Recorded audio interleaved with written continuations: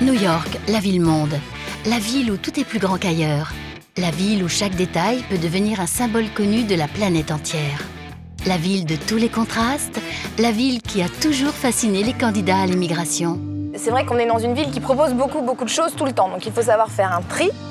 On a eu des expériences ici très enrichissantes, une vie un peu plus compliquée peut-être qu'à Paris, avec des enfants, mais on vit quand même tous les jours quelque chose de nouveau. Une grande différence aussi entre Paris et New York qui joue beaucoup dans ma vie privée et professionnelle, c'est que c'est plus facile d'être une femme à New York qu'à Paris.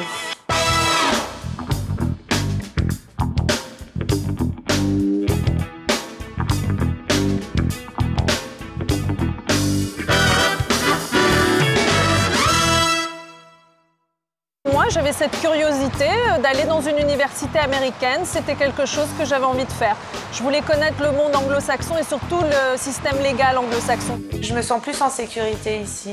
Je peux me mettre en mini-jupe ou avec mes grandes lunettes des années 70. Et tout le monde se mélange ici, personne ne va me remarquer. Avec des enfants, je dirais que c'est plus compliqué puisque l'école se termine plus tôt. Donc pour une femme qui travaille, dans mon cas, ça demande beaucoup plus d'organisation, de logistique. Vous pouvez aller à la banque le dimanche, vous pouvez aller faire vos courses le soir ou la nuit. Beaucoup de choses sont ouvertes 24 heures sur 24. New York compte près de 8 400 000 habitants, dont une majorité de femmes qui ont une espérance de vie pour celles qui sont nées à New York de plus de 80 ans, contre 74 ans pour les hommes. New York abrite la communauté française la plus importante des États-Unis. On estime à plus de 20 000 le nombre de Françaises vivant à New York. La plupart résident sur l'île de Manhattan, le cœur de la grande ville. Il n'existe pas de chiffre officiel, car même s'ils ne cherchent pas à passer inaperçus, les Français ne sont pas tenus de s'inscrire au consulat de France. Nous avons rencontré 5 Françaises, 5 expatriées, qui chacune a un parcours différent. Céline a fait des études de droit en France et aux États-Unis. Elle s'est installée à New York avec son mari en 2006 en tant que consultante en droit. Ils ont 3 enfants. Elle a un hobby, la pâtisserie. Un jour, un chef réputé apprécie les cannelés qu'elle vient de confectionner et lui conseille de valoriser ses talents de pâtissière. Elle abandonne le droit, crée une société et se met à fabriquer des cannelés et des financiers sur grande échelle. Elle développe son entreprise et vend ses cannelés aussi bien aux hôtels ou aux restaurants qu'aux particuliers. Naïla, 28 ans et célibataire, a grandi sur la Côte d'Azur. Après des études de commerce, elle rejoint la Parsons School à New York, une école de mode renommée, puis enchaîne les stages aux États-Unis plutôt que de rentrer en France. Influencée par la Méditerranée, elle réalise son rêve, créer une ligne de maillots de bain. Le succès est au rendez-vous. Son but, ouvrir des boutiques dans les grandes villes. Elle travaille beaucoup, ce qui ne l'empêche pas de vivre à fond la vie new-yorkaise. Sophie a quitté la France en 1996. Elle a été avocate à Paris et est inscrite au barreau de New York.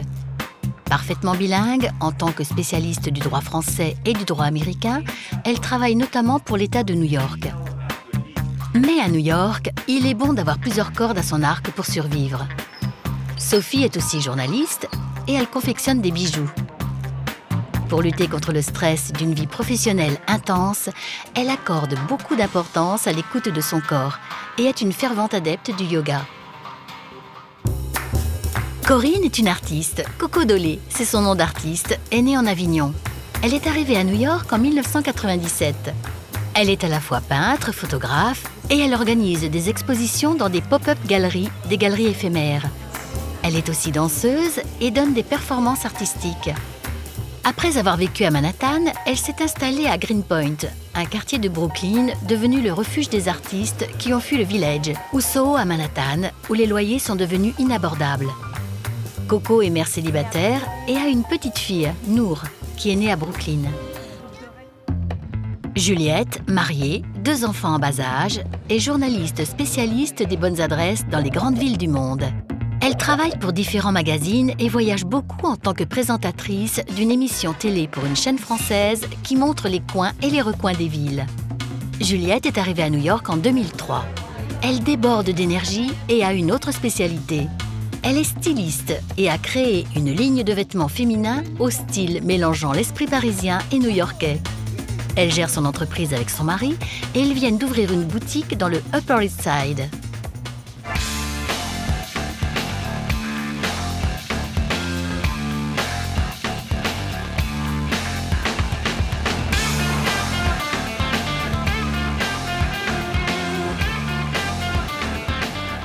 Comment ces 5 Françaises sont-elles arrivées à New York? Je suis arrivée quand j'avais 23 ans et j'avais envie d'ouvrir toutes les portes. J'avais beaucoup d'énergie et cette ville a beaucoup d'énergie.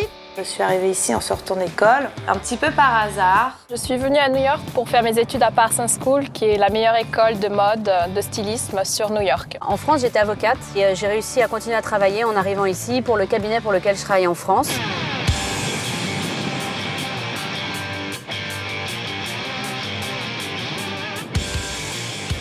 Qu'est-ce qui vous a frappé le plus quand vous êtes arrivée ici?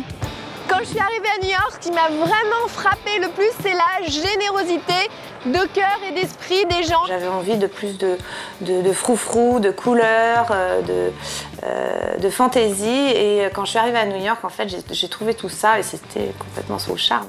Et j'ai adoré cette grandeur, j'ai adoré cette foule, cette énergie. Il y a plein d'énergie, de vibrations excitantes. Et c'est vraiment une ville qui est en total mouvement constamment. C'est la ville du possible, je dirais, la ville où on peut donc monter pour moi une société et où tout est permis, c'est assez enthousiaste, il y a de l'énergie. J'ai cette possibilité d'admirer tous ces buildings et c'est là où on voit à quel point on est tout petit et que tout est énorme. Manhattan, c'est un vrai network, comme on dit, c'est une vraie toile d'araignée. La richesse de New York, c'est l'expérience qu'on y acquiert, l'enrichissement personnel, mais aussi la connaissance. C'est pas une ville qui m'a fait peur, au contraire, j'avais toujours envie de venir à New York. C'était un peu un rêve à l'américaine, comme on entend toujours. En fait, New York, c'est un village. On se connaît tous, dans mon milieu et dans le milieu de la mode, tout le monde se connaît, mais également au niveau de mes amis. Même les grandes tours, non, on se sent rassuré. C'est une ville aussi sécuritaire, on s'y sent bien. Je n'ai pas trouvé ça ni impressionnant, ni terrifiant. Ça ne m'a pas fait peur. 5 heures du matin, quelque part dans le Bronx, à 30 minutes de métro de l'Upper East Side. Céline se rend à la cuisine qu'elle loue 5 heures par jour afin de suivre le travail de ses cuisinières qui chaque matin confectionnent les cannelés en fonction des commandes. Il y a des grosses commandes aujourd'hui, à peu près 800 cannelés, donc je vais donner un petit coup de main aux cuisinières qui sont là depuis 4h30 du matin. Ça va, on commence à être habitués et puis comme c'est tôt, on est moins dérangé par les coups de fil, les emails qui tombent, donc on reste concentré sur la cuisine, donc c'est pas mal. L'espace est bien moins cher dans le Bronx qu'à Manhattan. C'est pour cette raison que s'y trouvent notamment les cuisines industrielles que l'on peut louer à l'heure ou à la journée. J'ai 2 fours qui marchent à temps plein, toute la journée, toute la matinée, sans arrêt avec les cannelés, les financiers. J'ai accès aux grosses machines qui permettent de faire jusqu'à 16 litres de pâte de cannelé. Donc c'est quand même des grosses quantités. Donc là, j'ai les œufs, le lait et mes pâtes. Donc là, il va falloir que j'aille faire des courses parce que j'ai presque plus de lait. Pour réussir les cannelés, il faut des ingrédients frais. Mais au fait, qu'est-ce qu'un cannelé? Alors un cannelé, c'est une spécialité bordelaise. C'est assez unique comme pâtisserie parce que ça a cet avantage d'être caramélisé à l'extérieur et moelleux à l'intérieur. Pour fabriquer les cannelés, Céline a embauché une cuisinière mexicaine qu'elle a formée à cette spécialité française. Elle n'avait jamais fait de cannelé, elle se dirigeait vers des études d'infirmière, donc ça n'avait rien à voir. Mais comme quoi, on peut passer tout. Moi, j'étais avocate, je suis devenue entrepreneur. Réussir ces cannelés, ce n'est pas si simple. Ok, alors ça, c'est typiquement le souci parfois qu'on a, c'est quand les cannelés sortent de leur moule. Mais là, il y en a certains qui vont pas être beaux. Là, je sens, when they're not good, we have to remake them. Mais bon, certains vont être ok, je pense. Quand je fais ça, je me dis, je suis très très loin de mon métier précédent. Mais bon, être entrepreneur, on fait tout soi-même.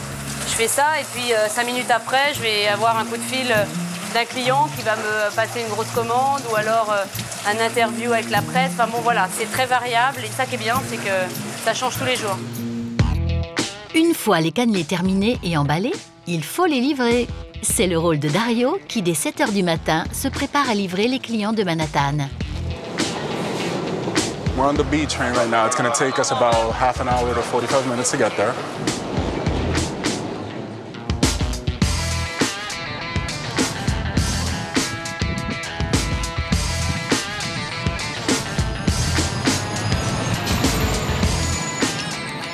Les clients, des hôtels, des traiteurs, des sociétés qui passent des commandes pour leurs réunions clients ou des coffee shops. Plus tard dans la journée, Céline passe souvent elle-même faire un complément de livraison, s'assurer que tout se passe bien et prendre de nouvelles commandes. Pour faire connaître une spécialité française et la vendre à New York, le meilleur moyen, c'est d'être présent partout où la France fait parler d'elle. Par exemple, le 14 juillet.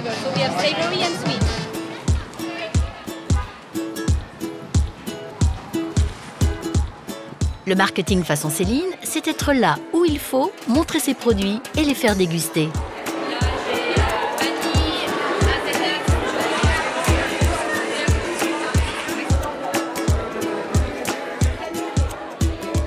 Il n'y a pas d'âge pour apprécier les cannelés, que ce soit au lycée ou là où la France a une vitrine.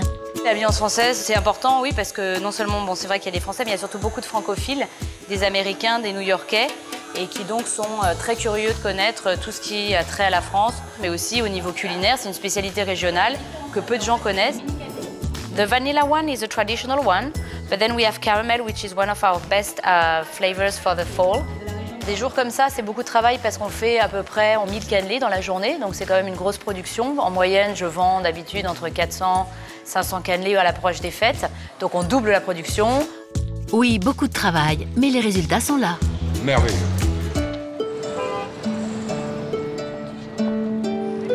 À New York, tout coûte cher. Et lorsqu'on ne dispose pas d'un important budget pour faire de la publicité ou du marketing, il faut de l'imagination, des idées, partager les frais et créer des synergies. Céline a rencontré une autre Française qui cherche à développer les ventes d'un produit très différent des cannelés, des jus de fruits haut de gamme. Pour optimiser les rendez-vous de démarchage, elles ont décidé de rencontrer ensemble les personnes responsables des achats dans certains hôtels. Alors aujourd'hui, nous sommes venus pour voir le James Hotel, la Food and Beverage Manager, pour essayer de la convaincre de prendre nos produits pour les amenities. Les amenities étant des gourmandises ou des produits qu'on offre aux invités dans les chambres d'hôtel. Cette personne a découvert mes cannelés à un événement auquel j'ai participé à l'Empire State Building. Donc elle est venue vers moi, donc je suis un peu en position de force pour une fois. C'est pas moi qui suis allée à la recherche du client. L'objectif, c'est qu'elle nous prenne nos produits de manière régulière, qu'elle délivre à ses invités dans les chambres de manière quotidienne nos produits. Le meilleur argument, c'est encore la dégustation. Mais après, il faut concrétiser. Ça s'est bien passé, on a une bonne impression à la sortie de l'entretien. Elle est très agréable et charmante, donc c'est vrai que ça facilite la discussion. Je pense que le produit plaît. Après, c'est toujours la discussion tarifaire qui va décider de la suite. À Manhattan, les bureaux sont chers. Pour l'instant, Céline travaille donc de chez elle, un appartement de 2 chambres qu'elle occupe avec son mari et ses 3 enfants. C'est une chambre-bureau, donc voilà, bon, ça fait un petit peu, ça fait quand même 3 ans maintenant. Donc j'ai un petit bureau aussi dans ma cuisine et j'ai surtout mon bureau ici parce que j'ai tous les dossiers. Je travaille de chez moi parce que voilà, je perds moins de temps dans les transports. Quand j'ai pas besoin d'aller en cuisine, je reste chez moi. Après, je vais à mon rendez-vous, je reviens ici. Alors ici, c'est essentiellement le matin, je regarde les emails auxquels j'ai pas répondu la veille, donc je réponds aux clients. Là, on a une commande de 400 cannelés pour aujourd'hui d'un traiteur, donc je fais la facture. Je fais aussi toutes mes factures pour tous mes clients réguliers. J'imagine, tu peux juste me dire ce qu'il en est ? Camille, une stagiaire venue d'une école de commerce française, aide Céline dans toutes ses tâches. Et la cuisine est à la fois espace de travail et salle de réunion quand elle n'est pas réservée à la vie familiale.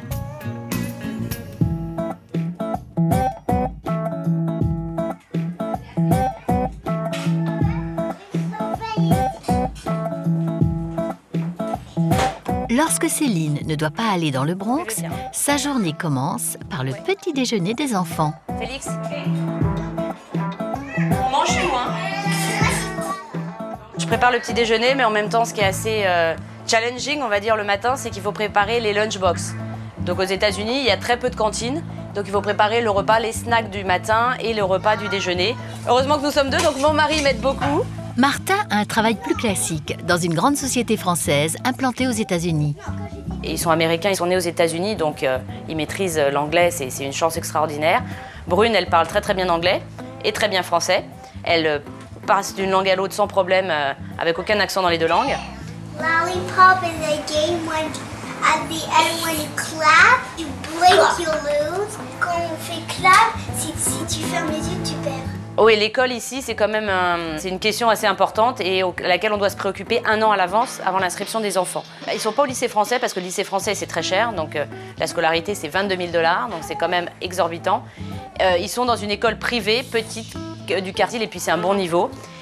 Et aussi parce que l'école publique, ça ne commence pas avant 5 ans. C'est vrai que sinon, la majorité des Américaines gardent leurs enfants chez elles avec une nanny jusqu'à 5 ans. Et à 5 ans, elles les mettent dans le privé, si elles ont les moyens, sinon c'est l'école publique. Au revoir Nelly, tu me fais un bisou? Ici, l'école se termine à 2h30. C'est aussi un autre point. C'est pour dire qu'en fait, à 2h30, la journée, pour les mamans, elle s'arrête. Ou alors, il faut avoir une nanny. Donc, en plus de l'école payante, il faut avoir une nanny qui vient chercher les enfants. Ils font des activités extrascolaires, etc. Donc, c'est bien. Mais ils ont aussi peu de vacances pendant l'année, comparé à la France. Donc, ils sont assez fatigués. Donc, voilà, c'est une petite école de quartier qui a un bloc d'ici. Donc, ça, c'est bien parce qu'on y va à pied. Les enfants.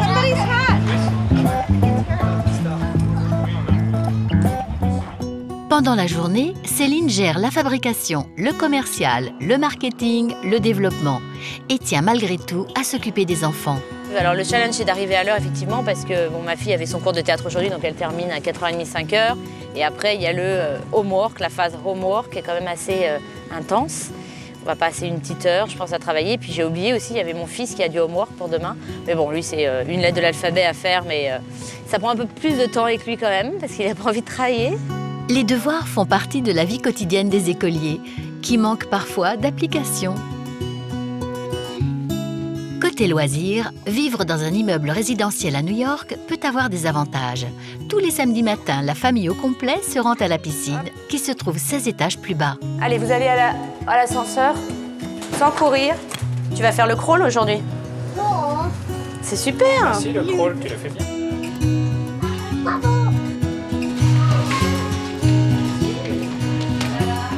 Il y a un instructeur qui va venir et les enfants ont cours pendant 1 heure, 1 demi-heure chacun.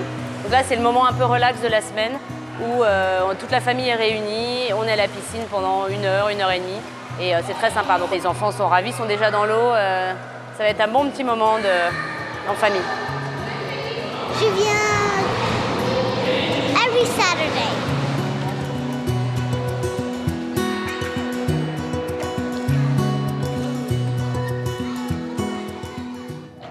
Mais les enfants ont aussi besoin d'espace. Parce que tous les jours, il faut emmener les enfants au parc. Sinon, dans un appartement, c'est quand même difficile avec 3 enfants. L'hiver, en plus, approchant, on peut y aller que 1 heure par jour. Normalement, on passe au moins 2-3 heures après l'école.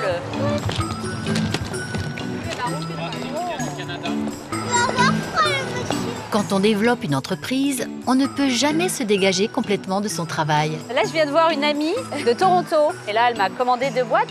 Donc l'occasion s'est faite aujourd'hui. On s'est dit, voilà, on va se voir. Et donc j'ai apporté les petits cannelés.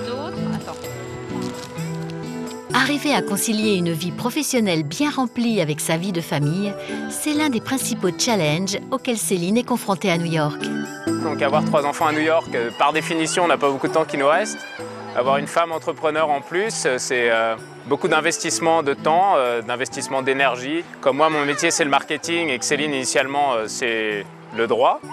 Elle s'est reposée sur moi, évidemment, pour comprendre comment marketer son produit. Ça implique un certain nombre de sacrifices, évidemment, qu'on fait sur notre vie. Où on n'a pas le même confort de vie qu'on pourrait avoir si on avait 2 boulots normaux, avec 2 salaires normaux.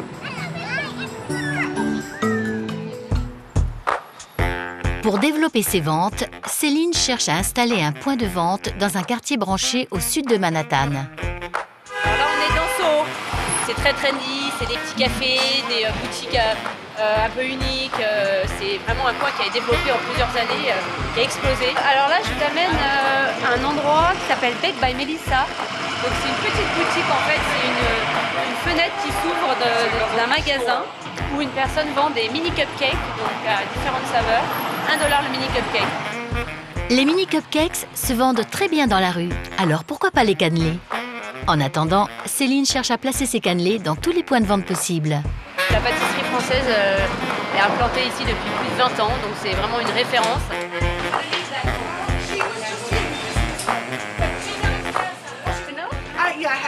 Okay, I hope you'll try it. So I put the flavor on the back. Depuis des mois, Céline mène des démarches pour pouvoir implanter ici un point de vente mobile. Donc ici, on est devant l'emplacement où j'aimerais bien avoir mon carte, où normalement je devrais avoir mon carte, puisque le parc m'a autorisé à avoir un emplacement ici, devant ce square, qui s'appelle le Petrosino Square. Mais pour l'instant, on a une œuvre d'art devant, qui est une représentation d'une cellule de prison. Donc voilà, en fait, il y a des artistes qui veulent en même temps mettre leurs œuvres d'art au même emplacement que mon kiosque.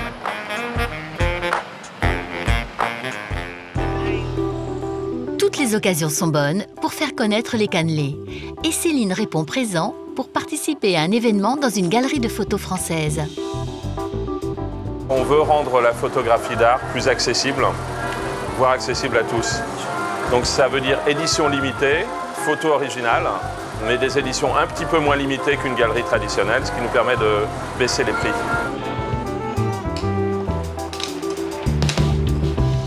Inlassablement, Céline se présente, propose ses produits, multiplie les contacts et cherche à s'associer avec tous ceux qui véhiculent une image positive de la France. Vous avez peut-être besoin de mettre vos affaires avant en bas. Camille, Stéphane, enchanté, bienvenue. Oui, Camille. Donc, je suis ravie aujourd'hui parce que je sponsorise un événement, une vente privée qui organise la vente de ces photographies.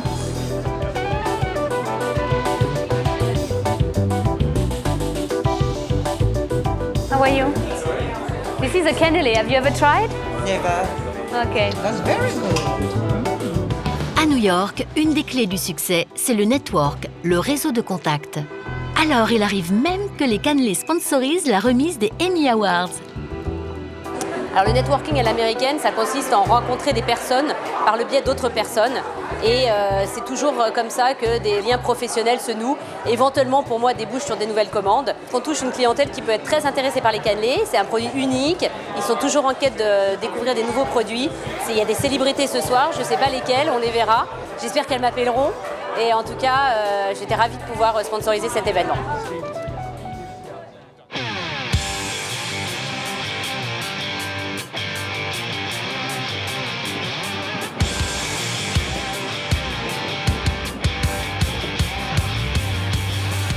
Comment des Françaises arrivent-elles à créer leur entreprise à New York? Au début, je n'ai pas redouté cette idée, je n'ai pas eu peur de me lancer au niveau du côté administratif parce que c'est quand même assez simple.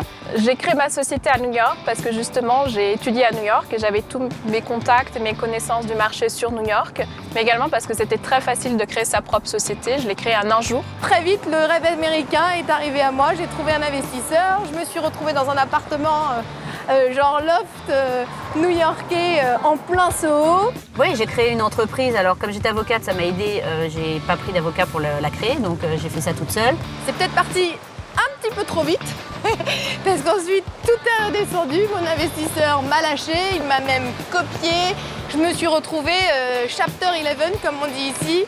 J'ai pas commencé avec beaucoup d'argent, j'ai pas d'investisseur derrière moi, mais j'ai une famille qui m'a aidée. Là, j'ai rencontré d'autres investisseurs, j'ai eu des échecs. C'est jamais facile de lever de l'argent quand on est une femme.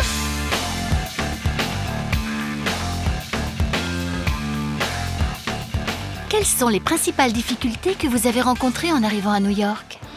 C'est toujours le logement. Quand on arrive à New York, trouver un appartement ou même une chambre, c'est très difficile. Il faut être non seulement patient, mais constant. Continuer à croire en soi, malgré tous les déboires qu'on peut rencontrer. J'ai étudié pendant de très longues heures, donc physiquement, ça a été, je pense, la chose la plus dure que j'ai pu faire. Passer le bar exam, c'est vraiment une épreuve, ça dure 3 jours. Quand on est français, quand on habite à New York, tout le monde vous dit « Ah là là, les papiers, les visas ». Ça, c'est une grande source de soucis pour beaucoup de Français. Il faut montrer au gouvernement américain que vous avez tous les fonds pour financer votre présence ici. Vous ne pouvez pas être une charge pour l'État. En revanche, le côté un petit peu plus difficile, c'est que justement, tout le monde monte sa boîte, tout le monde a un projet intéressant, tout le monde recherche des investisseurs. Donc j'ai réussi à lever des fonds depuis 9 mois. Donc c'est autour de 200 000 $. Pour pouvoir ouvrir un point de vente, construire une roulotte, c'est à peu près 30 000 $. Oui, on se fait arnaquer parfois quand on arrive à New York. Mais heureusement, ça s'est bien terminé. Le gros challenge, en fait, c'est de garder la tête froide. On rencontre souvent Naila dans le Garment District, ce quartier qui est le centre de la mode new-yorkaise depuis le début du XXe siècle. Un quartier où tout est lié à l'art de confectionner des vêtements. Alors là, on est sur la 7e avenue, qui est l'avenue de la mode à New York. Et c'est là où il y a vraiment tous les salons, toutes les grandes marques sont dans la plupart de ces immeubles autour de nous. Et chaque grand styliste américain a cette petite plaque par terre, signée du nom du designer. Naila n'a pas encore sa plaque gravée sur la 7e avenue, mais ça marche bien pour elle depuis qu'elle a lancé sa ligne de maillots de bain en 2008. Partie de rien, Naila a réussi à vendre ses créations dans une centaine de points de vente à l'international et elle fait de plus en plus parler d'elle dans la presse. D'ailleurs, ça marche tellement bien qu'elle est confrontée à des problèmes de développement. Effectivement, je cherche des bureaux sur New York et c'est un peu la galère parce que tout est très cher et il n'y a pas beaucoup d'espace disponible. Donc là, je vais voir des bureaux que j'espère prendre pour la société. Ce sont des bureaux déjà fournis avec showroom, avec réception, mailing.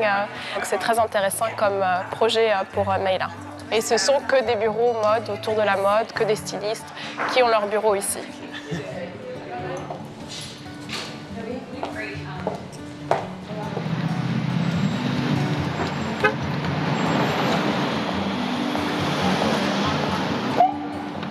Dans le Garment District, des immeubles entiers sont occupés par des bureaux réservés aux stylistes et aux marques d'habillement. D'autres sont dédiés au commerce de tissus ou aux ateliers.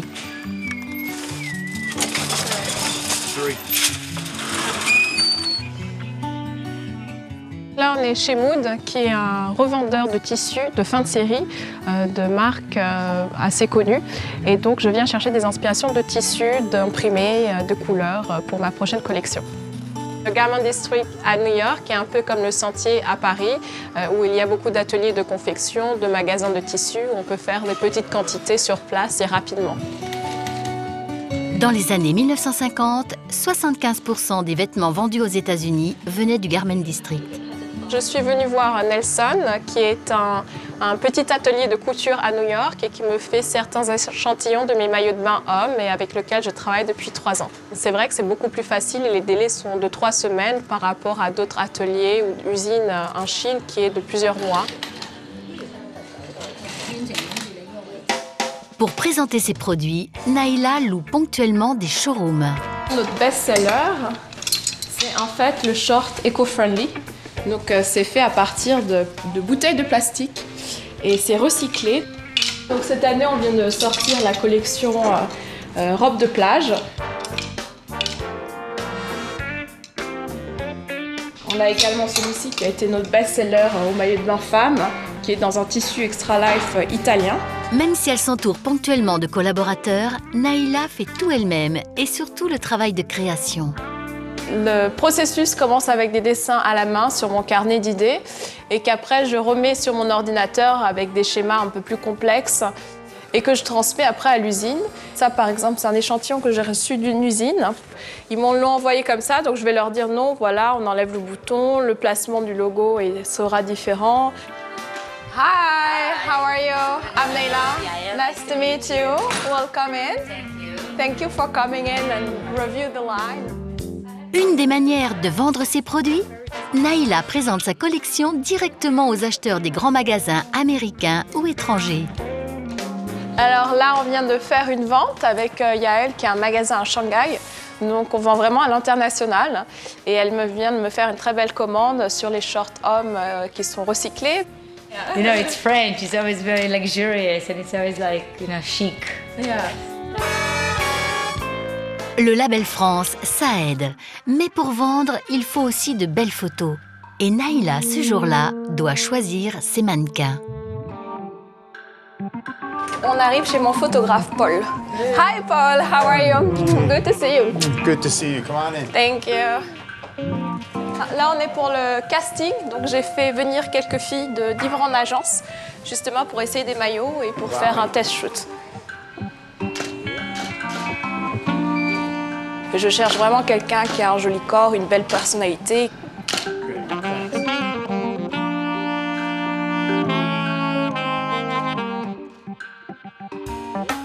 So it's very vintage. Yeah, yeah.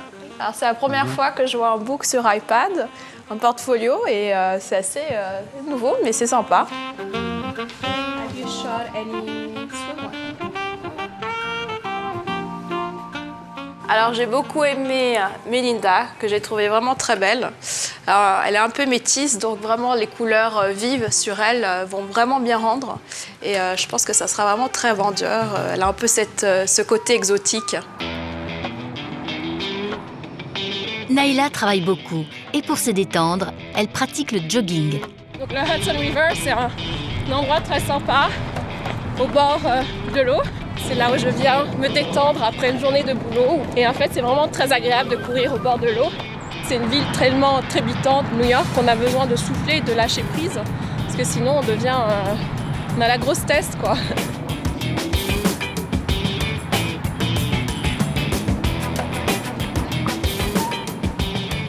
Un autre lieu où Naïla aime aller pour se décontracter, le Meatpacking District. En quelques marches, on arrive dans une étonnante oasis de calme et de végétation. Une réalisation récente qui connaît un grand succès à Manhattan.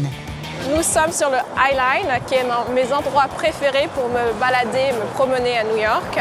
C'est des jardins suspendus qui sont très agréables. C'est une ancienne voie ferroviaire, en fait réhabilitée en jardin. Ces rails étaient utilisés à l'époque pour le transport de la marchandise de viande dans le Meatpack. C'est par milliers que les touristes et les New-Yorkais viennent désormais se promener sur la High Line. Ce qui n'empêche pas Naïla de rêver qu'elle viendra l'été se faire bronzer ici, en maillot de bain.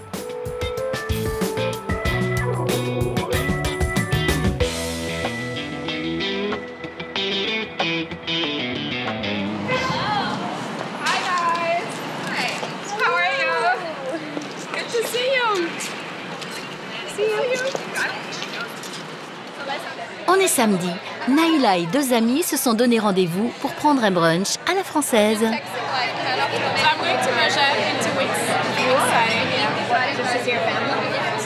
C'est une petite brasserie française dans le Meatpack à New York. Et je suis en train de déjeuner avec mes copines américaines. C'est typique du samedi, on fait notre brunch, on papote entre filles et voilà. Et donc il y a mon amie Christy et mon amie Morgane qui sont toutes les deux dans la finance et que je connais depuis très longtemps et qui sont vraiment mes meilleures amies à New York. Après le brunch, nos trois jeunes New-Yorkaises célibataires décident de traverser la rue pour se rendre dans un autre lieu bien français où l'on aime faire la fête.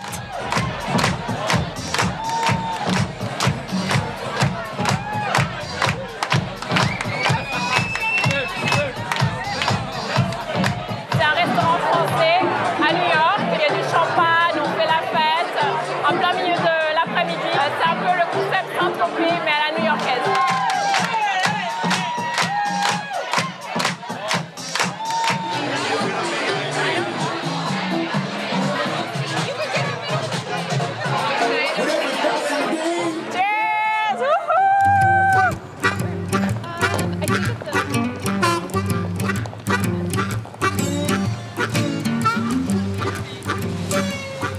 Autre activité bien féminine du samedi, le bar à ongles.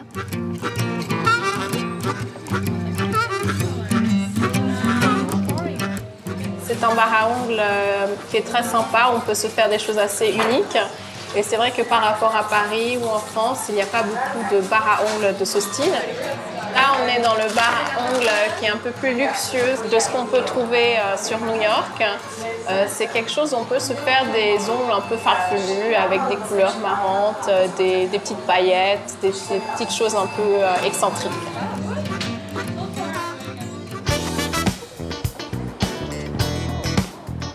Fin novembre, les Américains célèbrent le Thanksgiving, une des fêtes les plus importantes aux États-Unis.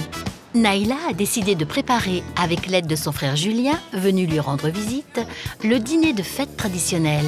C'est là où je fais toutes mes courses à New York. C'est le magasin bio-organique de New York. Je ne crois pas qu'il y ait d'équivalent en France. Le Whole Foods est vraiment un magasin spécialisé dans le bio, mais c'est énorme. Et là, on vient faire les courses pour le dîner de Thanksgiving. On va acheter une dinde. Thanksgiving, c'est donner, c'est remercier pour ce qu'on a.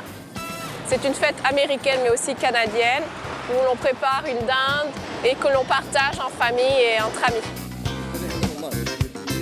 Le boucher a dû nous expliquer comment préparer la dinde parce qu'on n'a aucune idée. Ce sera vraiment le Thanksgiving préparé par les Français à la française. Naïla habite un appartement à Chelsea.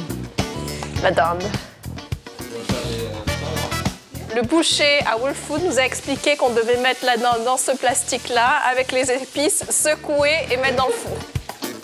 La préparation de la dinde du Thanksgiving par des Français peut être une aventure. Et attends, ils disent qu'il faut secouer combien de temps? Il faut respecter scrupuleusement la recette. Environ 3 heures, donc là on l'a mis environ 2 heures. 2 heures, il reste 44 minutes. On s'est bien débrouillé. C'est bien débrouillé. Rien n'a explosé, rien n'a pris feu. Petit ravioli.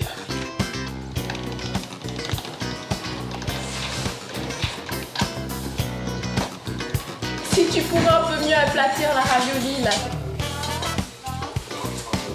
Là je prépare la meringue, les blancs de meringue montés en neige pour la tarte au citron.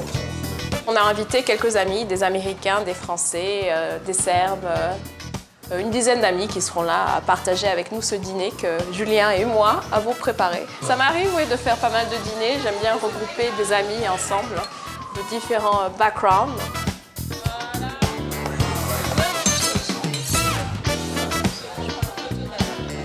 Quelques amis, une dinde de 4 kilos, de la farce et toute une série d'ingrédients font la réussite du repas de Thanksgiving, surtout s'il est arrosé d'un bon vin français.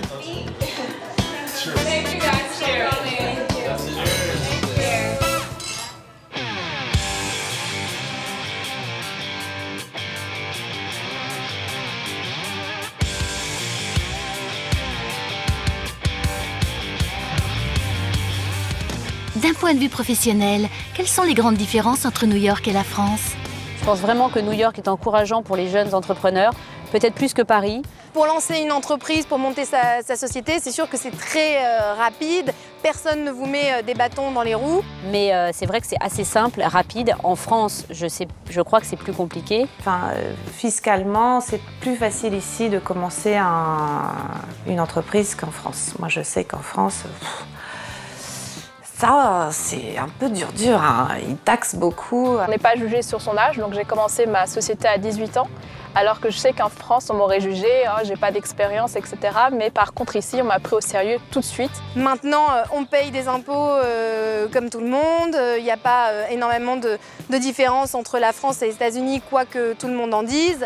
Je pense que les gens sont plus directs. Il y a moins un phénomène de clan et d'introduction qui est beaucoup plus nécessaire en France qu'ici. C'est enthousiasmant tous les jours de travailler avec des personnes qui sont positives, qui sont enchantées, qui veulent avancer.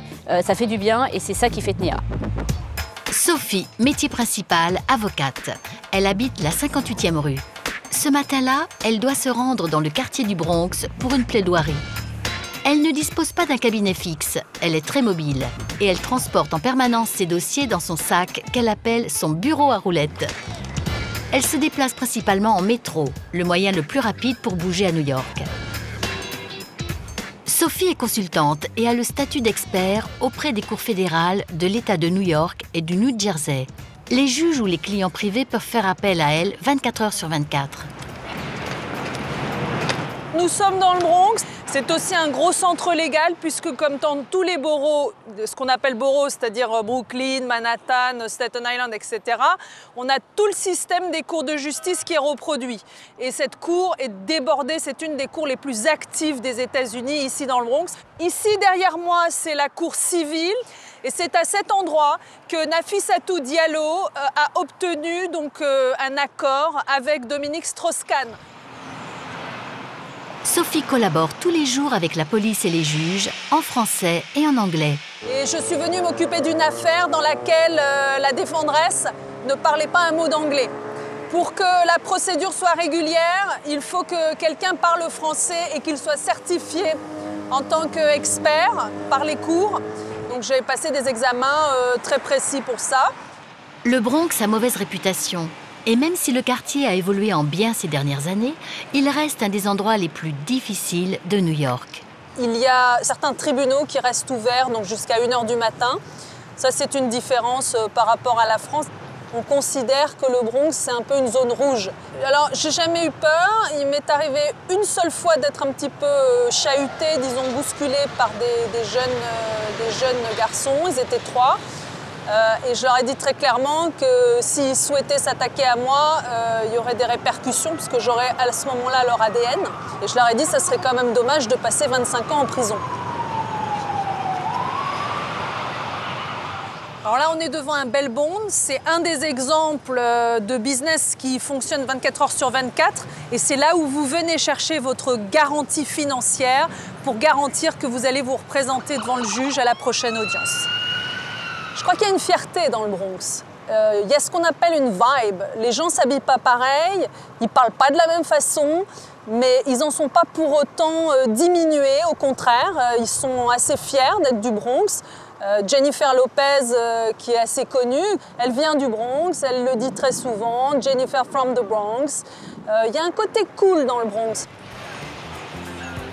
Oui, malgré une réputation sulfureuse, certaines parties du Bronx sont devenues des quartiers tout à fait fréquentables, où l'on peut faire des rencontres sympathiques. Il est mignon, puis il sent la paille, il est adorable. Adorable. Ah, j'ai craqué là. Ça fait craquer des trucs comme ça. Mais attention, dans le Bronx, on n'est jamais à l'abri d'une mauvaise surprise. Thank you. Thank you. Have a blessed day.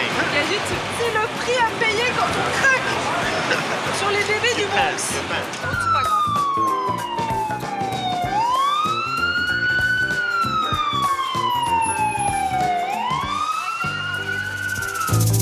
Retour à Manhattan, dans le Village. Aux États-Unis, les avocats ont le droit de faire de la publicité et de démarcher des clients. Sophie a un rendez-vous avec une cliente potentielle qui crée et vend des bijoux. C'est un quartier que je connais bien ici. On est dans le West Village. Je m'en vais en rendez-vous clientèle. C'est une cliente que je ne connais pas, qui travaille dans le monde de la mode, qui fournit des créations à des célébrités et même à Michelle Obama. Donc c'est quelqu'un qui a beaucoup de succès. Aux États-Unis, on est au service du client. Donc je vais essayer de me mettre à son service, de voir exactement ce dont elle a besoin. Catherine Angel développe son commerce de bijoux. Elle a besoin de conseils juridiques car elle est avant tout une artiste. I design pretty fabulous pieces for everyone from locals to celebrities, and she plans on helping us get the brand to the next level.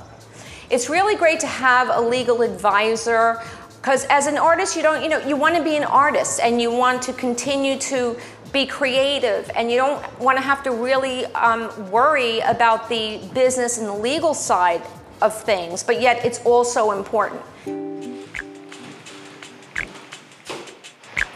Sophie comprend bien les besoins de Catherine, car elle aussi confectionne des bijoux. Même si ce n'est pour elle qu'une activité marginale, Sophie crée les bijoux qu'elle a envie de faire et reçoit régulièrement des commandes.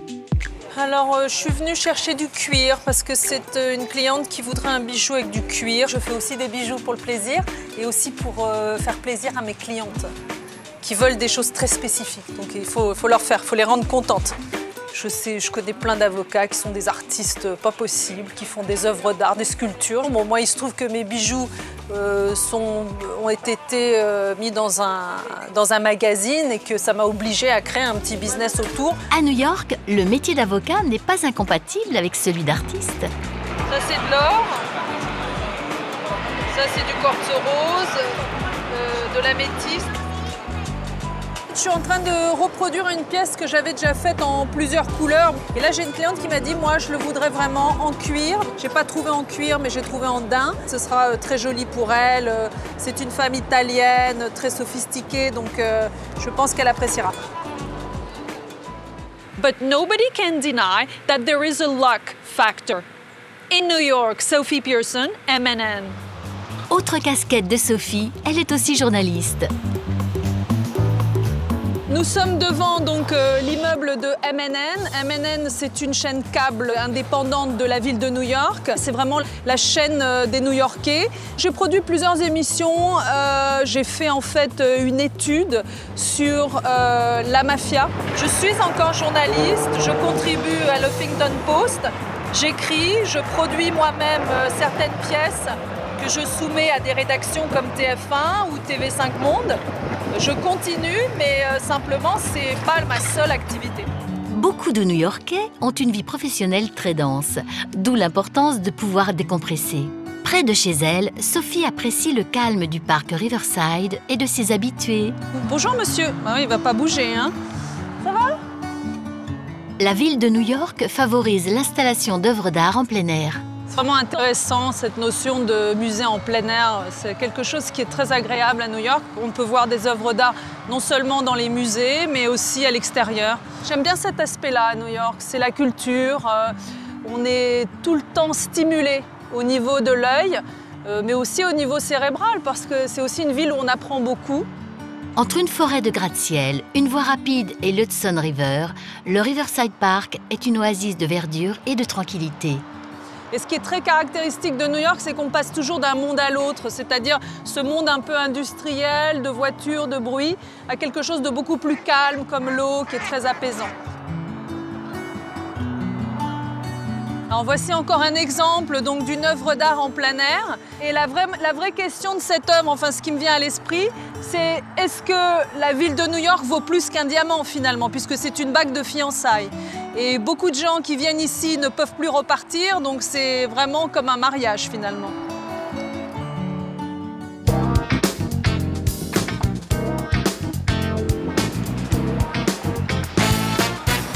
Comme la plupart des expatriés qui ont pris le rythme new-yorkais et qui travaillent beaucoup, Sophie aime se poser dans des lieux qui rappellent l'Europe.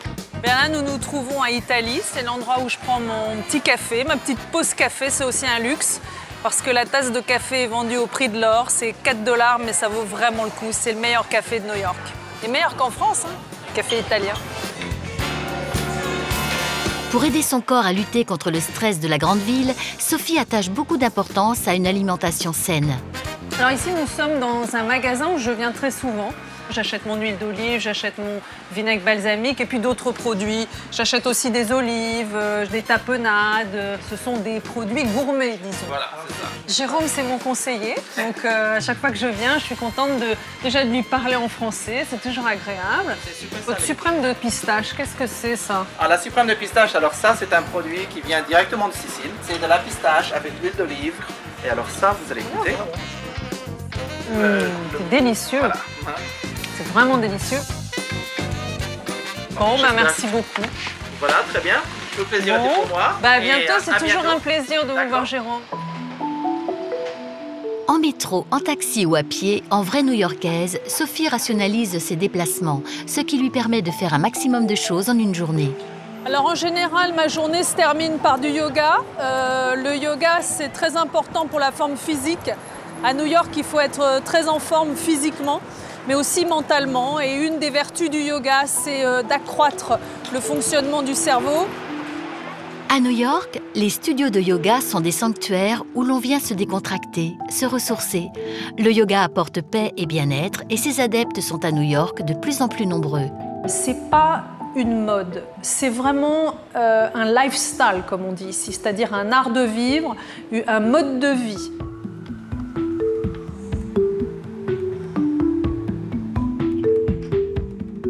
Il me semble que la nécessité d'être en forme physique, c'est plus important à New York parce que notre système de santé, malheureusement, coûte une fortune. Et c'est aussi la meilleure ville pour pratiquer le yoga. Puisqu'on est tellement en effervescence tout le temps, on a tellement de demandes et les donneurs d'ordre sont tellement difficiles à satisfaire qu'il faut aussi augmenter nos capacités au niveau physique et mental. Pour échapper au stress et s'évader facilement à New York, il suffit parfois de se déplacer de quelques pâtés de maison. Ce qui est très intéressant à Manhattan, c'est que les quartiers sont compartimentés. On a Chinatown, on a Little Italy. Et ici, nous nous trouvons dans Koreatown, cette petite enclave coréenne qui n'est pas si petite puisque derrière ces immeubles se passe vraiment toute une vie coréenne. Ça va du karaoké au spa ouvert 24 heures sur 24, restaurant coréen. C'est comme ça qu'on peut s'évader en 30 secondes à New York. À Koreatown, Sophie trouve d'autres moyens de s'occuper d'elle-même et de son corps. Les Coréens connaissent tous les secrets de l'art de se relaxer et de méditer. Ils ont une spécialité, le spa doté d'un igloo inhabituel. Donc derrière moi, c'est un igloo de jade. C'est en fait un sauna coréen qui est fait donc avec la pierre de jade, qui a elle-même, de par la radiation, un effet sur la santé et qui est très bénéfique. Greenwich Village, un quartier que Sophie connaît très bien car c'est ici qu'elle a poursuivi ses études de droit à l'Université de New York.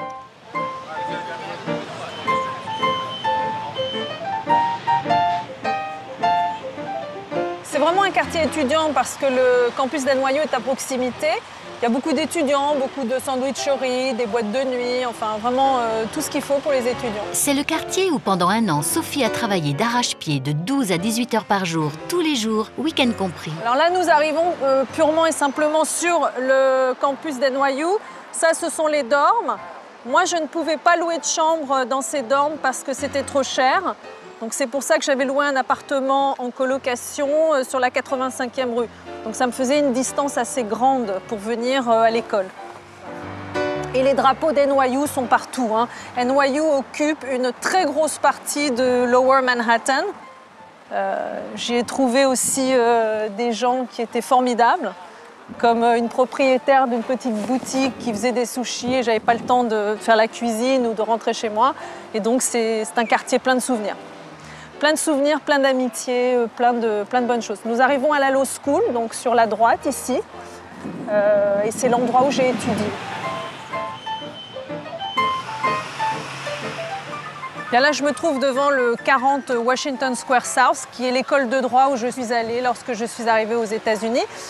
Et c'est beaucoup d'émotions. On est 17 ans en arrière. J'arrivais donc par cette porte et je rentrais pour la première fois dans ma première classe. Aujourd'hui, je suis sur le board du French American Bar Association, FABA, et nous organisons un événement pour les étudiants justement pour parler des carrières traditionnelles et non traditionnelles offertes aux avocats.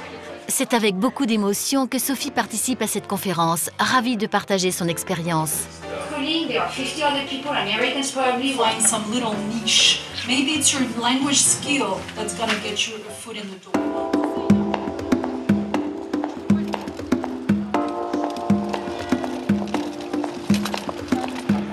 En fin de semaine, la grande ville ralentit le rythme et Sophie a l'habitude de prendre un verre avec son mari et des amis dans un de ces lieux insolites tellement nombreux à New York. Vendredi soir, donc après une dure semaine, je retrouve mon mari au château. Mais c'est pas vraiment un château, c'est l'endroit qui s'appelle le château. Nous sommes à l'arrière d'une église qui était avant, dans les années 60-70, une boîte de nuit. Cette église a été transformée en mall. Ce qu'on appelle un mall, c'est avec des petites boutiques à l'intérieur, donc c'est assez joli. Et à l'arrière, un restaurant s'est créé qui s'appelle donc le château. Donc c'est assez sympa d'aller au château en plein Manhattan.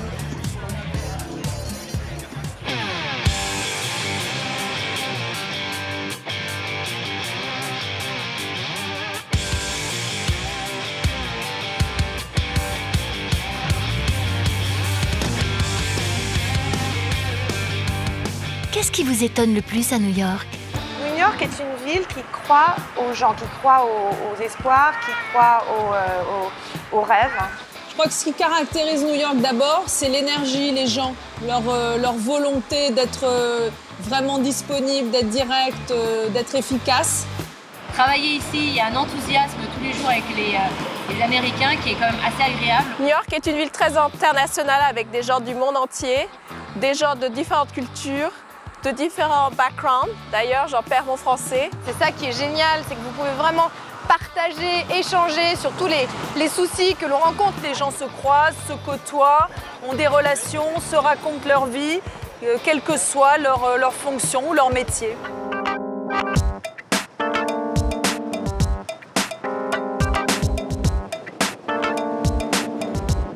À l'est de Manhattan, une fois franchi le pont de Brooklyn, on se retrouve rapidement dans le quartier de Greenpoint.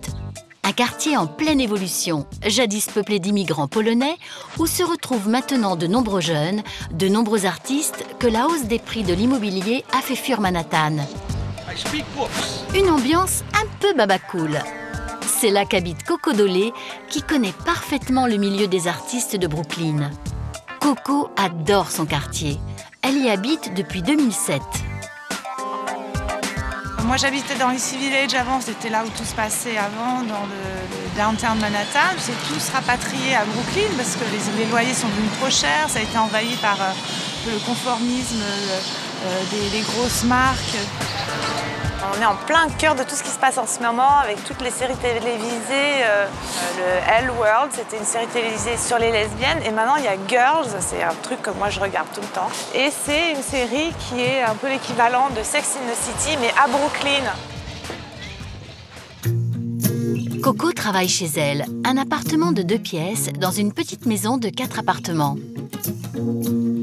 Mon métier, mon activité à New York, c'est d'être artiste. Je suis un petit peu comme un chat ici, je me faufile avec différentes vies, plusieurs scénarios, mais toujours dans le cadre de l'art.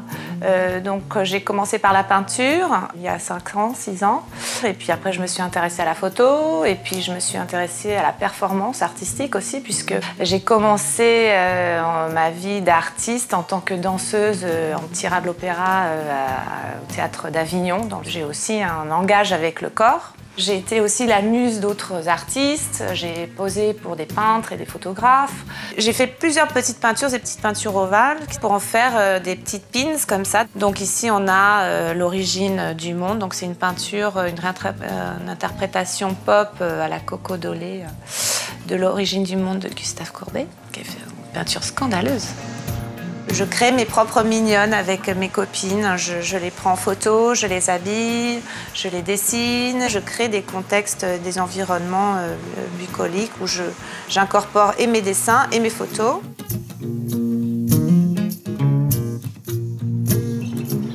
Coco habite son appartement depuis 2 ans. Elle y vit seule avec sa fille qu'elle a 5 jours par semaine.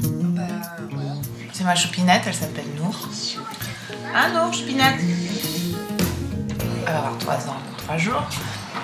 Et elle est née à la maison, comme beaucoup d'enfants de mes copines dans mon environnement.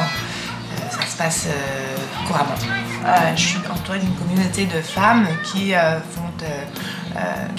croient au retour un petit peu à la nature, au côté naturel du corps humain. Et on le fait, quoi. On donne naissance aux enfants à la maison comme avant.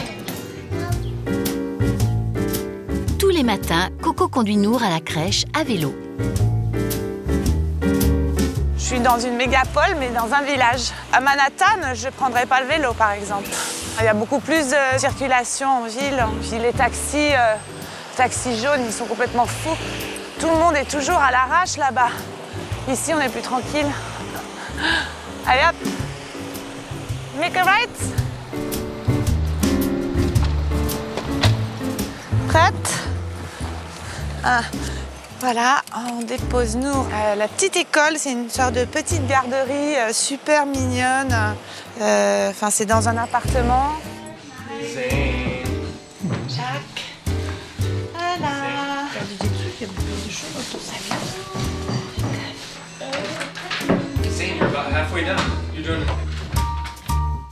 C'est une petite crèche privée, oui, donc c'est à peu près $80 la journée quand même. C'est pas donné, hein, bah oui.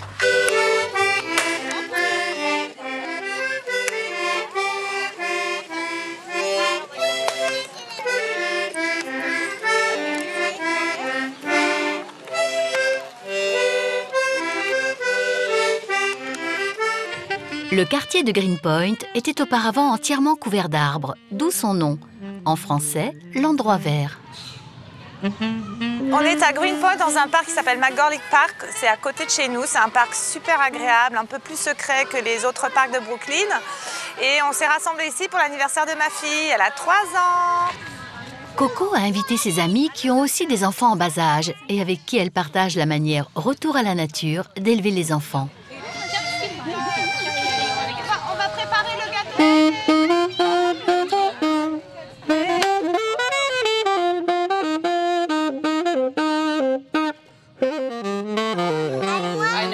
Happy birthday to you.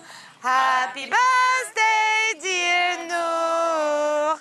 Happy birthday to you.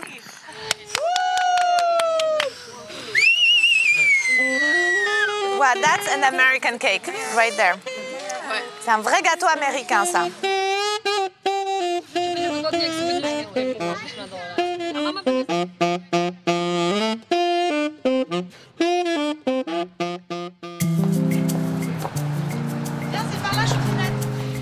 Greenpoint a toujours été baigné d'une ambiance nord-européenne, car ce sont des immigrants hollandais, polonais et russes qui l'ont peuplé au XIXe siècle. C'est aussi ce qui plaît à Coco.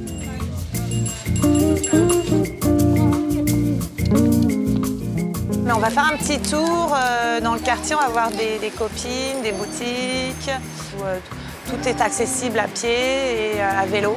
J'essaie de faire en sorte que toutes mes activités professionnelles et privées restent dans ce quartier parce que ça me plaît beaucoup.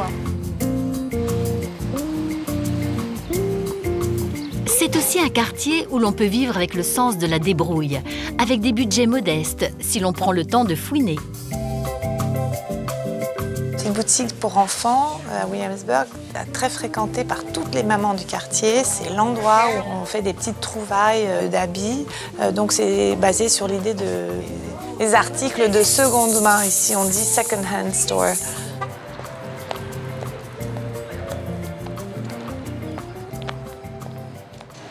Parfois, il arrive que Coco doive se rendre à Manhattan. Alors, elle emprunte le métro. Alors le L-train, il faut descendre encore.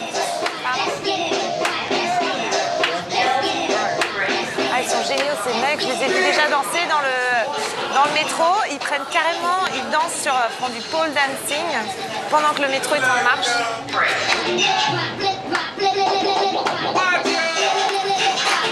Et voilà, le spectacle commence, ça n'arrête pas.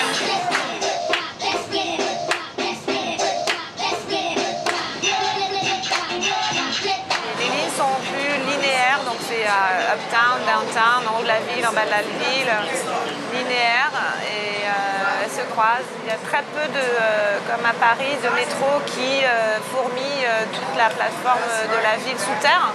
Donc il faut bien connaître la ville et bien connaître les métros. C'est très facile de s'y perdre. Alors moi j'étais complètement paumée au début quand je suis arrivée là. Je ne comprenais rien du tout.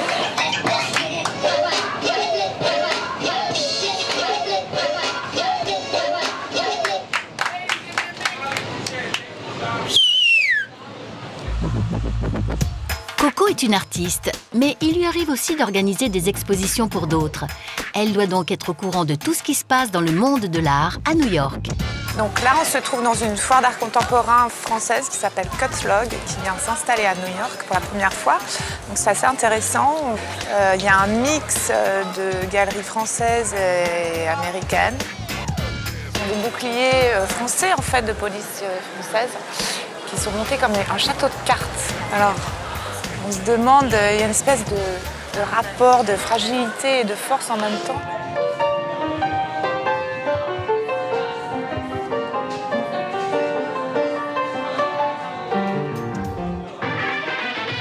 L'art à New York, c'est très important, c'est de plus en plus important. Donc de plus en plus d'activités autour de l'art, de plus en plus de galeries, de plus en plus d'artistes.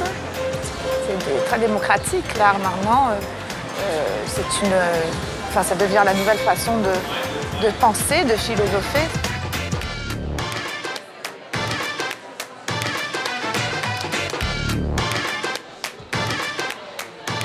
Coco organise des galeries éphémères, dites pop-up, c'est-à-dire qu'elle trouve un emplacement original pour y présenter des œuvres d'art pendant quelques jours, puis l'emplacement retourne à sa vocation d'origine.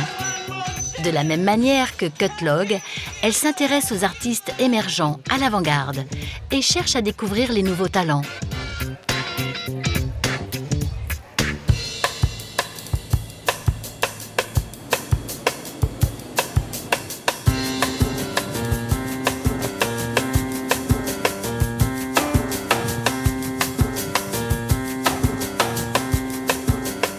Autre exposition, autre lieu.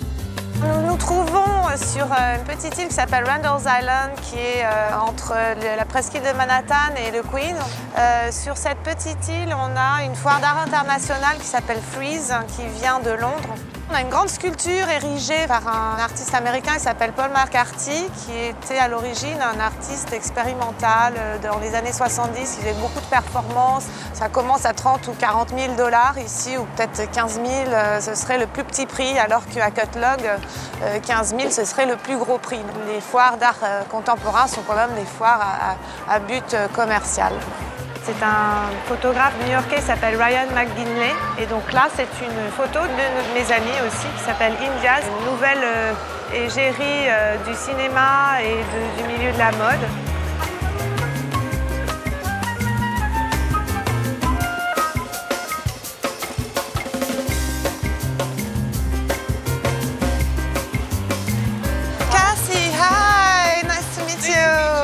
I was just telling her I love the work and I've seen it at your gallery. Il y a aussi bien de la photo que de la sculpture, de la peinture, des installations, de la vidéo, des collages. Toutes les variantes de l'art contemporain aujourd'hui sont représentées dans cette foire internationale.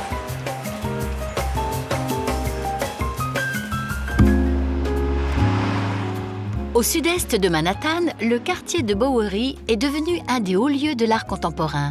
Alors qu'il y a peu, cette avenue était encore un des lieux les plus pauvres, un des endroits les moins fréquentables de New York. Coco a décidé d'y organiser une soirée événement, un soir où le monde de l'art est en effervescence, car de nombreuses galeries, ce jour-là, organisent des vernissages. C'est là où il y a toutes les plus grosses galeries maintenant s'installent dans le coin, c'est Downtown Manhattan. On est entre le East Village et Soho. C'est un espace qui est géré par une de mes amies. Elle me prête son espace. D'habitude, elle le loue à des prix assez élevés quand même.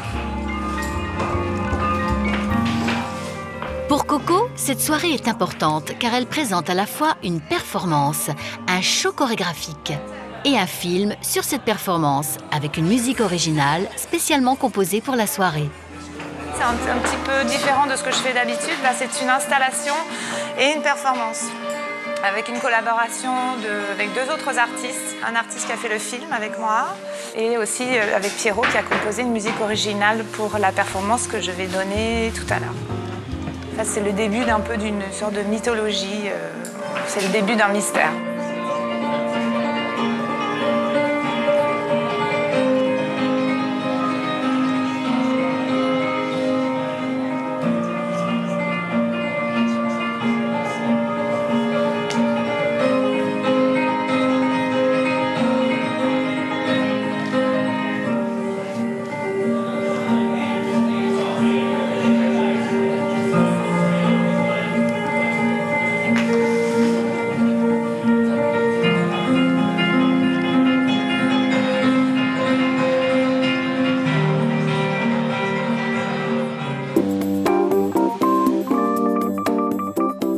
Coco a proposé à une amie de l'accompagner à l'ouverture d'une exposition de photos à Bushwick, un autre quartier qui bouge à Brooklyn. Alors là, on est avec ma super cop Nadia. Et Nadia et moi, on est comme ça. On fait plein de choses ensemble. Donc voilà, là, on roule super classe dans Brooklyn. Je vous emmène dans les fins fonds de Brooklyn. Mais c'est là où il y a toute la communauté artistique du moment. Il y a même des grosses galeries qui s'installent là-bas. Donc on va à l'opening dans galerie. C'est un copain à moi qui s'appelle David Kesting, qui montre un travail de photo d'un artiste des années 80 qui a fait des photos de toute la scène artistique du moment. Donc il y a Andy Warhol, Basquiat, Keith Haring. Donc je pense que ça va être très intéressant, sympa.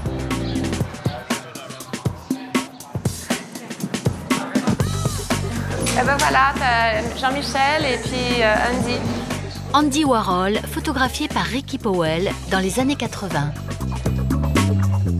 Ricky Powell qui présente quelques-unes de ses photos vintage. I shot a lot of stuff in the 80s. This is actually one of the first photographs I took. That was cool. That I like that. Le lendemain, quelques rues plus loin. On se trouve à Bushwick, dans le quartier qui est pullule d'artistes du moment. C'est une vente aux enchères pour financer le magazine WagMag. C'est le magazine des galeries de Brooklyn. Et on va voir comment ça se passe pour financer un magazine par une vente aux enchères.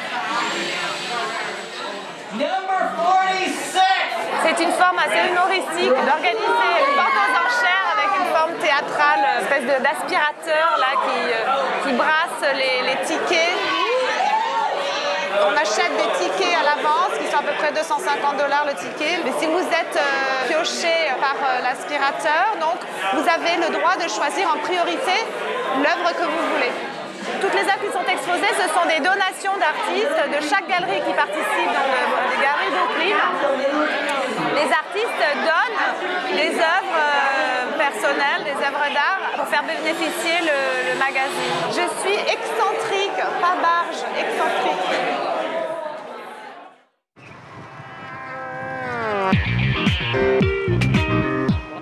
Samedi soir, c'est la fin d'une semaine dédiée à l'art contemporain à New York. Coco se rend à un cocktail à Chelsea avec Barbara, une de ses amies.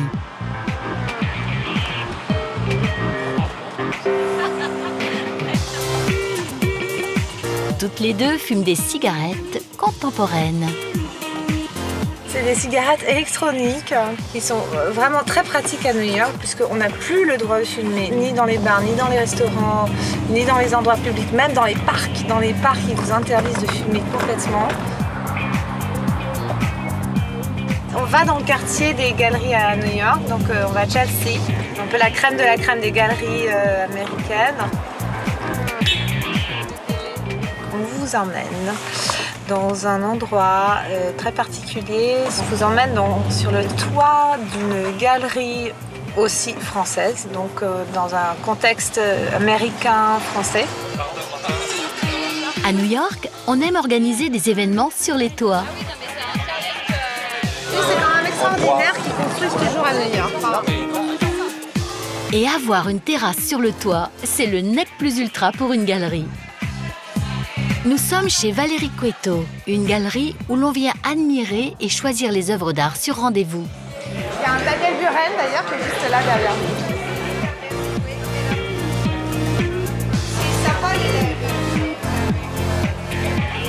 Il y a de la matière. On n'est pas ici pour rien. Et ça, c'est Et plus tard dans la nuit, le petit monde de l'art contemporain se retrouve pour faire la fête.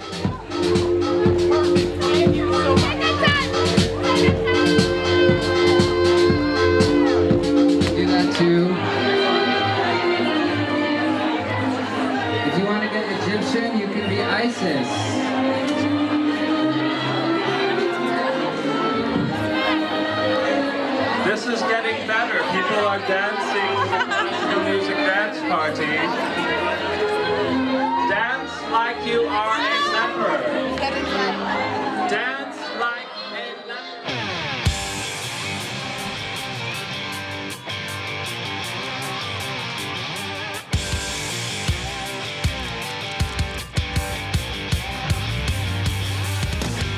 Du côté de la vie privée, quelles sont les principales différences entre la vie à New York et la vie en France? Bien sûr, en France, on aurait les parents, donc ça nous aiderait un petit peu plus. Ici, c'est assez sportif quand même, de temps en temps, tout gérer à deux.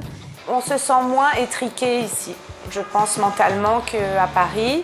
Il s'avère qu'aujourd'hui, pour moi, New York est la ville par rapport à mes idées, par rapport à mon travail et par rapport à ma vie familiale qui correspond le mieux. J'arrive à être organisée. Ici, on est toujours sur le qui-vive, hein. On doit toujours se battre finalement pour exister.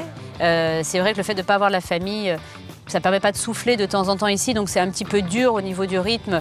On arrive à la fin de l'année, on est un petit peu sur les rotules. Non, alors pour les enfants, je ne sais pas d'où vient cette idée que New York est compliqué. J'ai pas eu une vie en France avec des enfants, donc je me référence un peu à ce que disent mes amies qui ont des enfants. Elles courent tout le temps, elles sont toujours par monts et par vaux quand elles travaillent, donc ça doit être la même chose que moi. Je pense que c'est un faux mythe de la part des gens de se dire que New York n'est pas du tout pratique pour avoir des enfants, bien au contraire. Mais les horaires ici sont différentes. Les gens travaillent moins dans la journée, intensément toutes les horaires, mais à partir de 5-6 heures, ça commence quand même à... On relâche un petit peu. Alors qu'en France, je sais que jusqu'à 20 heures, on travaille tard. Donc voilà, j'ai du temps pour mes enfants, un petit peu plus que si j'étais en France. Juliette Longuet habite avec son mari et ses 2 enfants à Central Park South, au sud de Central Park. Un quartier plutôt sympathique, car Central Park, c'est un peu la campagne au cœur de la ville.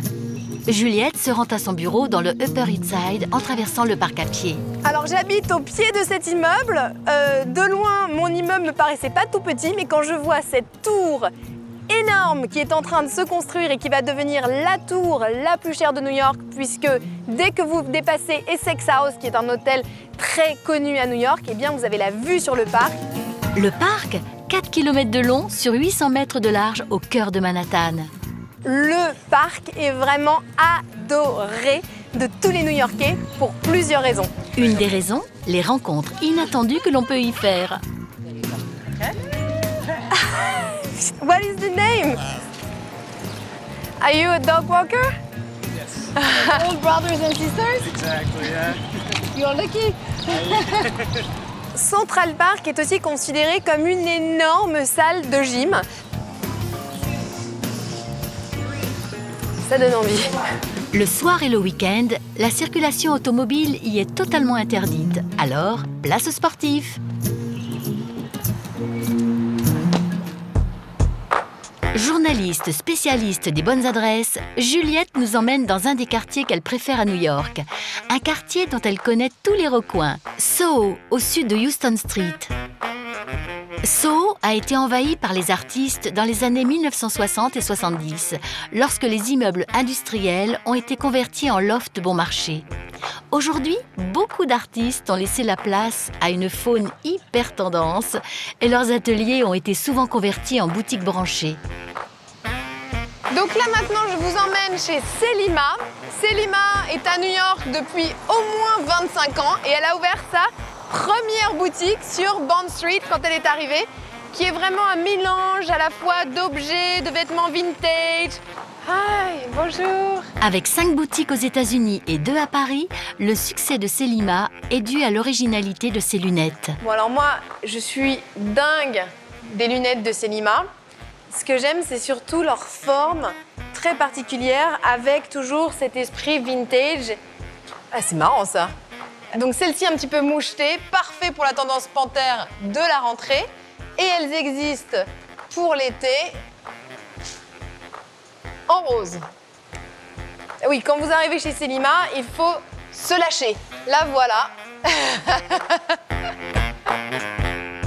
Des lunettes originales, mais aussi des sacs, des chapeaux, des bijoux.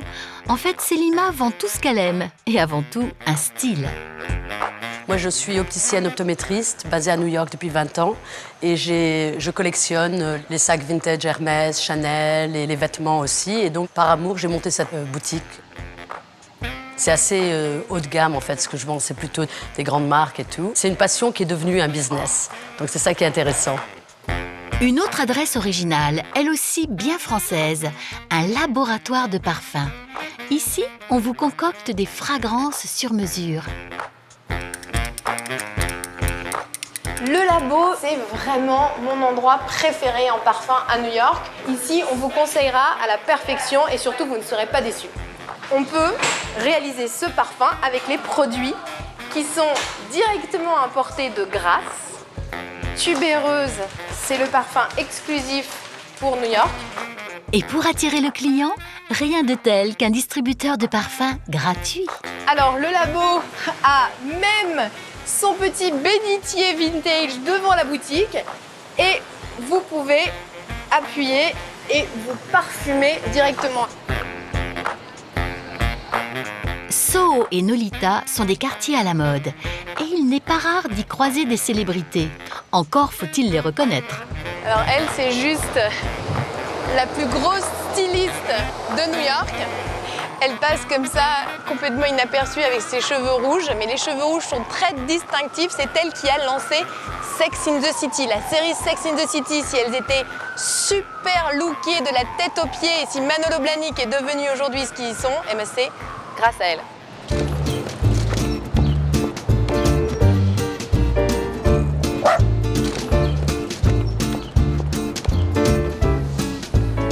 Plus au nord, il est un quartier que Juliette connaît aussi très bien, le Upper East Side, aux alentours de la 70e rue. Ici, elle connaît tout le monde et tout le monde la connaît. C'est notamment en parlant avec les gens que Juliette apprend à découvrir un quartier et ses bonnes adresses.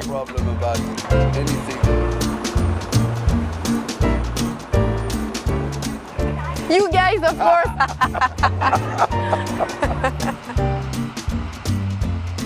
La 70e rue est bordée de maisons de ville à l'architecture étonnante.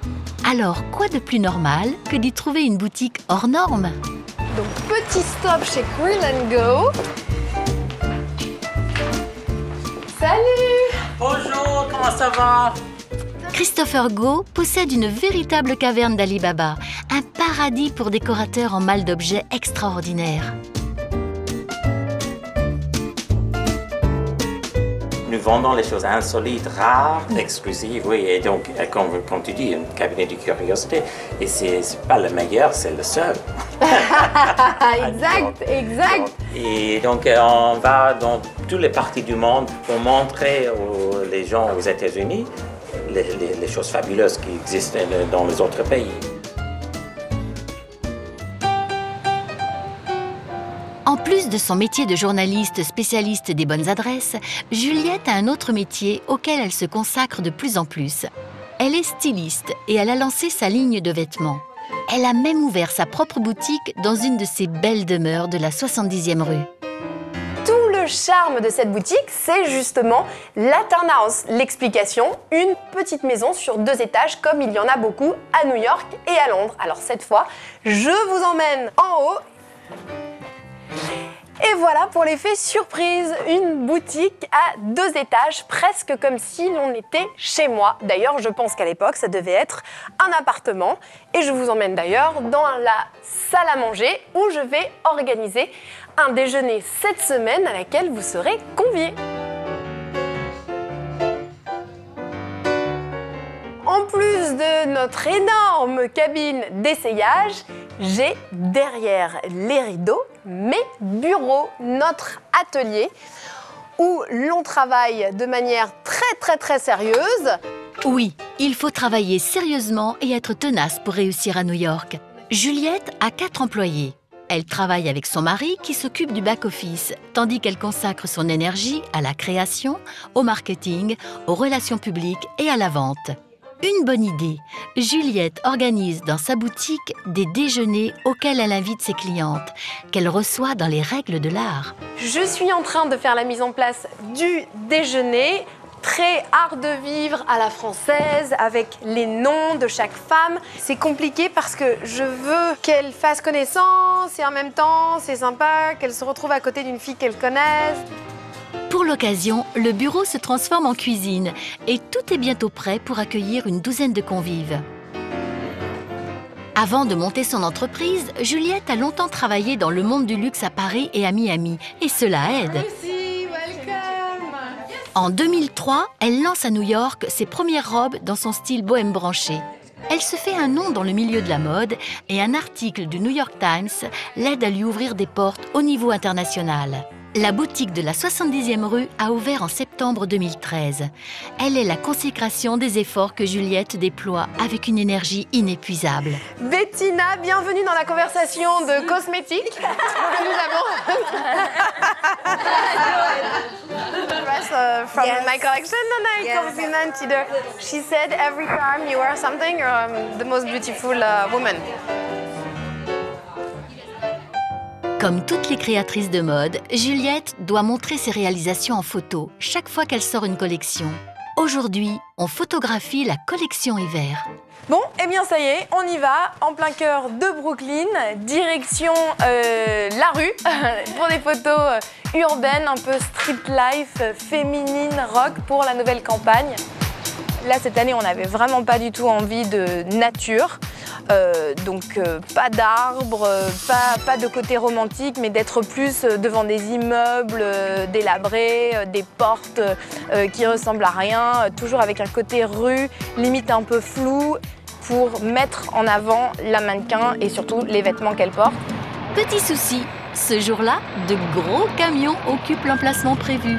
Right when we got here. Oh my God! Stuff happening. But another location is just on that corner. Alors là, on devait shooter juste là, et tous les camions de Manhattan se sont retrouvés à Brooklyn ce matin.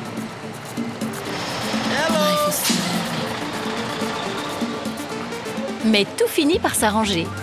Ça y est, c'est parfait, tous les camions sont partis, donc finalement on garde notre spot. Vous pouvez lui montrer à la mannequin les poses? Very natural, very hanging out. This one is great. Looking right at me.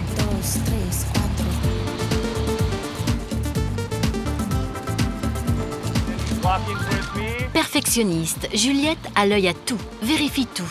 Et elle fait ses propres prises de vue, qu'elle envoie instantanément sur les réseaux sociaux. Je suis une malade d'Instagram. Comme ça, après, je fais mes petits effets et on fait des mood boards qu'on met dans la boutique au moment où la collection sort. Et c'est aussi un peu l'ambiance backstage. C'est la nouvelle génération, c'est le social media, comme on dit ici. Start a little further back, walking towards me. 1, 2, 3, 4. Walking down the street, pretty woman.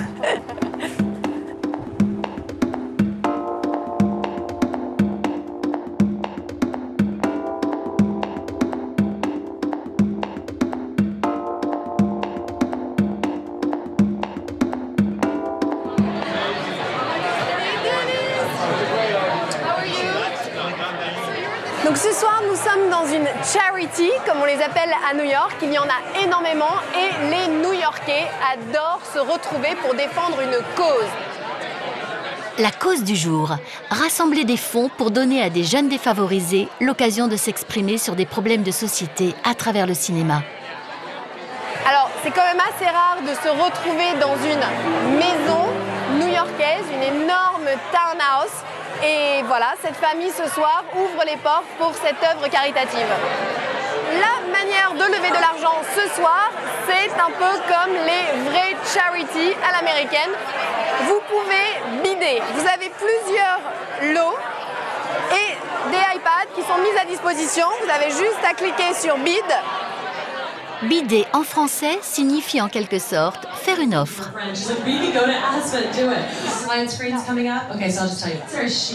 Dans ces soirées, Juliette offre généralement une de ses créations, qui parmi bien d'autres objets sera vendue au plus offrant, au profit de l'association caritative. Et voilà, dans tous ces cocktails, j'ai aussi toutes mes clientes qui sont présentes et c'est un vrai plaisir de pouvoir leur parler, de voir qu'elles portent mes tenues. Une charity, c'est aussi l'occasion de faire des relations publiques.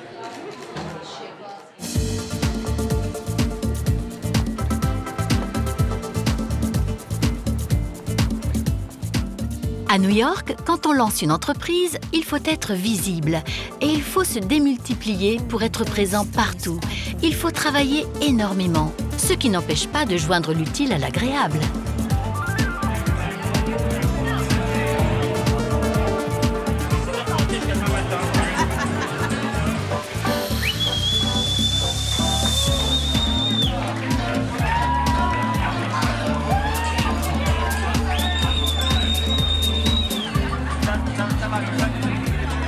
Malgré le chemin parcouru, Juliette aime rappeler qu'elle est née à Reims, la ville du champagne.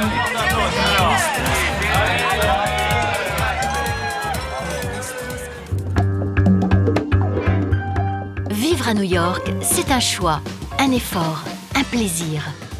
Pour s'intégrer, il faut se faire au rythme, au mélange des cultures, à l'individualisme. Il faut trouver ses repères et savoir que tout ici se fait et se défait très vite. Les Français sont de plus en plus nombreux à s'installer à New York. Et quand on demande à nos Françaises si elles aiment la ville, Ah bah oui, on peut pas passer 17 ans quelque part sans l'aimer, ça c'est impossible. J'adore et je suis ravie de pouvoir exercer ce métier ici. J'aime New York parce que c'est une ville qui me permet de toujours me réinventer. J'adore New York, I love New York.